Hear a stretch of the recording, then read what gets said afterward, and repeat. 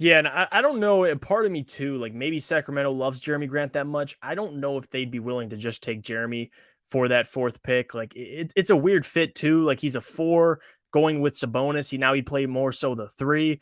Like I think Keegan Murray's the best fit. Like Right. and they're looking for a guy ready to play. That's your guy, Keegan Murray. You can come in right away and contribute. Now he needs some time to reach his ceiling, but certainly that's a guy I would just stand put and take.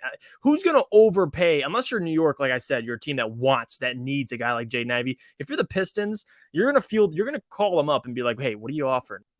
What is going on? I want to welcome you from Half Court for today, Tuesday, June 21st. I am your host, Sean Murphy, alongside the Italian mob star, my man, the Shaden Sharp apologist, Jeff Iafrate. Jeff, happy draft week, my man. How's it going? Oh, it's going good. It's a great week. It's my favorite week, really, of the year. If you really think about it, like the draft week is always exciting, no matter it's the NFL, the NBA, and this week we have a great show planned. I'm excited for it, and we've done all this preparation all for this Thursday. So I'm Yep. excited. This Thursday, be sure to be tuned in to Willward Sports, where we're going to be doing the NBA draft stream with Willward Pistons, very similar to what we did for the NBA draft lottery. So be sure that you're tuned in because we will be live from the Woodward Sports Studios covering everything that goes down, whether Troy Weaver decides to make some trades, whether some draft picks happen that are some shockers, whatever happens, we will have the coverage for it. So be sure to be tuned in. And Jeff, as we are getting closer and closer to draft time, one of the things that's being talked about pretty heavily, we have more information about Jerami Grant's future than we Yes. do about who we're going to be drafting on Thursday. And according to reports, NBA execs are not only keeping an eye on the Blazers for that number 7 pick trade, but in addition, it sounds like the Miami Heat and the Atlanta Hawks are also interested in a Jerami Grant trade. In addition, it sounds like Atlanta is also putting John Collins out on the trading block as well. So, Jeff, there's a lot of teams that are interested in Jerami Grant right now and are wanting his services. However, let's go through them and let's go with what's realistic. Let's start with the one that we've known about the longest, and that is the Portland Trailblazers. What do Yep. you think about a trade that involves that number 7 overall pick? And what else would you want to see come back in return in order for that trade to go through? Because if you're the Detroit Pistons, you're going to need something more than the number 7 pick in return for Jerami Grant. Oh, absolutely. I mean, Troy Weaver said this initially too. We want a first round pick and a player, a young player, or 2 first round picks. I think Jeremy's good enough for that. He's a 20-point scorer, a guy who's 6'8", versatile. Like everyone in the NBA wants a guy like Jerami Grant, and he's on a pretty. I mean, $20 million for Jerami Grant. What he brings is honestly pretty affordable. It's a pretty good contract for Jeremy. Mm-hmm. So obviously, a lot of teams are going to be interested. Mostly playoff teams that feel like with Jeremy they can take the next step. That's why you see Miami. That's why you see Portland. Even Atlanta is another team. But Portland's interesting because we always talk about how desperate they are. And I would agree. They are. I would hope, at this point, you don't want to go out and draft that 7 to build around Dame Lillard. You want to trade that pick and get a veteran player, Mm-hmm. someone who can be ready to contribute immediately. You don't have 2-3 years with Damian Lillard. So it makes sense for Portland. Now there's rumors with John Collins being up, at least on the trade block, that Portland's going to entertain multiple offers. I don't know what that trade would look like. I just know it would have to start with that 7th overall pick and then, add in a player somewhere, somehow. Right. But yeah, I think Portland's my ideal destination to have 5 and 7. You get 2 players that in that top 10. And Troy even said it again. I was there at his press conference today. He said there's about 7, 8, 9 players he likes in this draft. There you go. You get 5 and 7. So you can get 2 of Mm-hmm. them. So that's the spot, Sean. It's really about Portland, though. And will they get a better offer elsewhere for that 7th pick? I don't think Right. so. I think Jeremy's the best for him, but time will tell. Draft Yeah. night's going to be very, very interesting. Yeah, without a doubt. I mean, another team that has all of a sudden come into the Jerami Grant sweepstakes that has been the latest team mentioned is the Miami Heat. Well, in addition, you look at Miami, a team that, with PJ Tucker reportedly going to be opting out and pursuing free agency, going to go to another destination. They're a team that's going to be looking to improve and have some contracts on the books they're going to want to get off of, particularly one in Duncan Robinson. I saw a trade proposal where it's Duncan Robinson, a first, and another player in exchange for Jerami Grant. And although I like the prospect of getting a shooter with the caliber of Duncan Robinson and his tutelage in the past, I just think you can get more value than that. Can you not? Yeah, I mean, absolutely. Especially with Miami, that's a team that's going to be picking somewhere in the 20s every single year. So for me, like you look at around and you look at the offers, for Miami, you get Duncan Robinson, okay, that addresses shooting, but again, he was unplayable in the playoffs. And if we're hoping to get there sooner rather than later, you have to look at this team. Defense is preached first. Like to be able to stay on the floor, you got to be able to play defense, and maybe they can supplement that. You know, if you have Duncan, you have all this perimeter, defense, and you have length. I get that, but for 16, $17 million, it seems like Miami regrets paying Duncan already. So I Yeah. don't know if that's a contract I would take, but if Miami overpays with a couple first round picks, it's hard not to look at that. Yeah, absolutely. Now, what about the lottery scenario? One that's kind of a wild card is the Sacramento Kings. They're trying to, Yeah.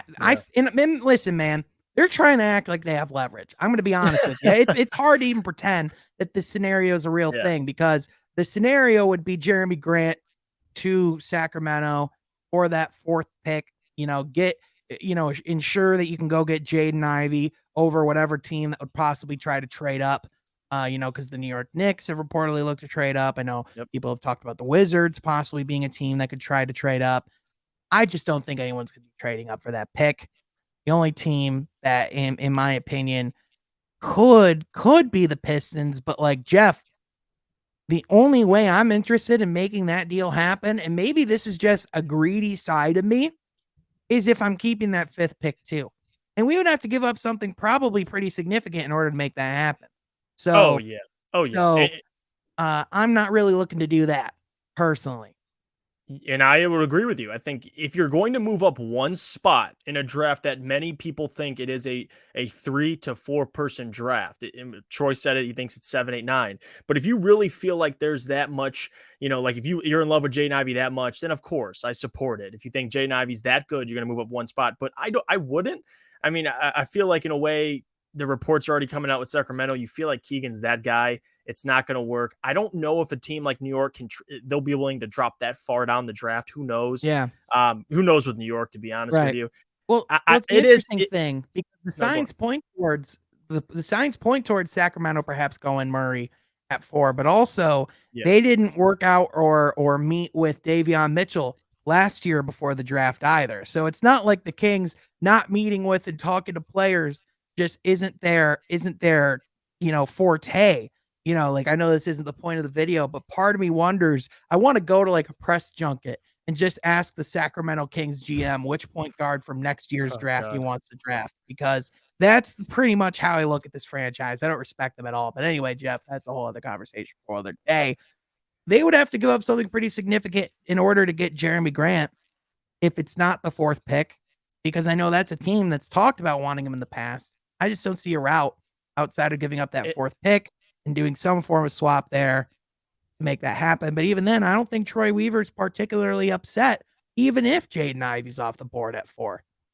Yeah, and I don't know. And part of me too, like maybe Sacramento loves Jeremy Grant that much. I don't know if they'd be willing to just take Jeremy for that fourth pick. Like it's a weird fit too. Like he's a 4 going with Sabonis. He'd play more so the 3. Like I think Keegan Murray's the best fit. Like Right. and they're looking for a guy ready to play. That's your guy, Keegan Murray. You can come in right away and contribute. Now he needs some time to reach his ceiling, but certainly that's a guy I would just stand put and who's going to overpay unless you're New York. Like I said, you're a team that needs a guy like Jaden Ivey. If you're the Pistons, you're going to call them up and be like, hey, what are you offering? What's the deal look like? But I don't think Right. it's serious. I don't expect on draft night we're going to be doing the show and I'm going to see the Pistons traded up one spot. Now if they do, Right. I'll respect it. Go get your guy, but it's very unlikely to me. Yeah. It's truly only if you really think that is the guy to pair around Cade. And, again, it's one of those drafts where you really just have to go whoever you think is the best guy available. And so with Right. that, it's going to be interesting. But Jeff, with that is also going to be whatever's going to happen with Jerami Grant. That's the other big pendulum that's going to be swinging. And in theory, that would swing in the next few days. But there's also a scenario where he could perhaps be traded at the deadline at some point too, or Mhm. maybe towards more the beginning of the season or some point in the offseason. But one would argue Detroit can get the most value for Jerami Grant in this coming week, correct? Oh, absolutely. because Absolutely. it feels like if you're gonna go do it, you want to get draft capital in return. You want to make it about getting something in return in that young draft and go get another guy like a Benedict Mathurin. Go get someone to pair with a Keegan Murray if that's who you're going to end up with at 5. I think Right. that's the kind of thing that you have to look at. And so that's why the Portland situation looks so interesting. I saw people in our comment section going like, "What are you talking about? We're not going to get the 7th pick. Portland's not going to give that." They've literally been swinging that in Troy Weaver's face for months. And you know what I'm curious too, Sean, and this is kind of a spin on things. Like he didn't trade Jeremy at the deadline. There wasn't any good offers. I wonder if if there's any, if there aren't any offers that Troy Weaver is in love with. Do you think there's a scenario, because he said it himself at his presser? He said that I can't have a team full of 21-year-olds, 22-year-olds. You want veteran presence on the team. I wonder if there's a scenario, Will, where he'll be on the team. Like I'm Yeah. curious to see what Troy trades him for. What's the deal? And just to add too, if you trade Jeremy and that 5th pick, or trade the 5th pick in general to move up one spot, I just want to add this. I'm going to be watching Troy Weaver because, and I Yeah. love this man, but if you trade up one spot and you get Jaden Ivey, he better pan out, and he better be a damn 100%. good player. And Yeah. that's just being objective. Yep. That's the truth. Without a doubt. But the question is, what do you think about Jerami Grant? Where do you think he will end up at the end of this week? Do you think he will still be a member of the Detroit Pistons, or do you think he'll be going elsewhere? Let us know in the comment section down below. But that is going to do it for us today. Be sure to follow my guy, Jeff Iafrate, on Twitter at Jeff Iafrate, myself at Sean Halfcourt, and also the From Halfcourt channel, which you can find in the description below. Do it. Thank you to our sponsor, Manscaped, which you can find a discount code in the link in the description below. Also, you can find a link to join as a member and From Half Court. We want to thank you so much for tuning in, and we will catch you next time from Half Court. Be sure to subscribe.